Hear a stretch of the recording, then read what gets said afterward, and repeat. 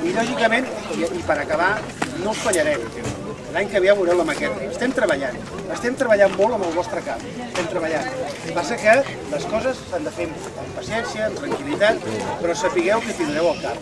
No us preocupeu, aquesta legislatura podreu inaugurar aquest camp, que aquesta és la besta.